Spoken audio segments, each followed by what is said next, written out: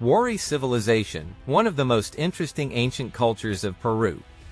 These people thrived between 450 and 1000 CE, making their mark in both the coastal and highland areas. At the heart of their civilization was their capital, Wari, where they used the diverse landscapes around them to build a powerful empire. What's really impressive is how they connected everything with an incredible network of roads, and left behind artistic and governance ideas that would later inspire the Inca civilization. Now, the Wari weren't alone in their time. They lived alongside other great Middle Horizon cultures like Tiwanaku and Pucara.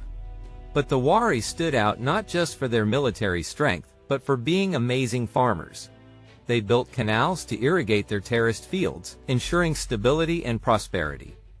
This combination of farming skill, military might, and unique artistic expression helped them expand their empire across Peru. What's even more remarkable is that they managed to survive a devastating 30-year drought that took down other cultures like the Nazca and Moche. The Wari also knew how to take inspiration from others.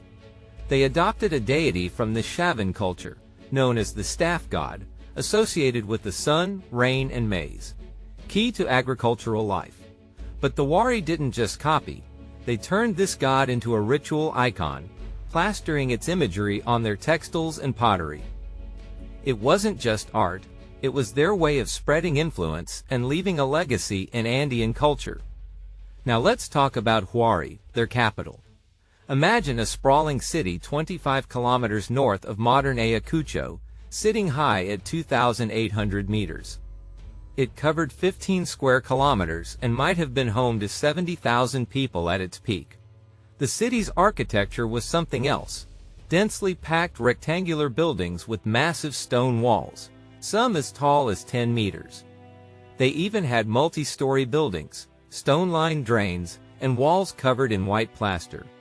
It must have been quite a sight. The city also had some standout features.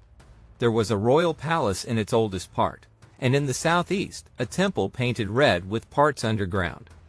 Interestingly, this temple, like other buildings in Wari, was deliberately destroyed and buried, possibly for ritual reasons. They also found tombs in Wari filled with stunning textiles and ceramics, showing off the Wari's incredible craftsmanship. One royal tomb had 25 chambers lined with finely cut stone, and even a llama-shaped chamber, a unique touch that screams Wari innovation. Another key Wari site was Picolacta, southeast of Wari. Founded around 650 CE, it was a carefully planned administrative and military center.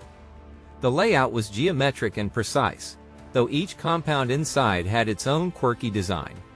Access to Picolacta was strictly controlled, and archaeologists have found all kinds of treasures there, like miniature greenstone figures and figurines of shamans, warriors, and even pumas, made from precious materials.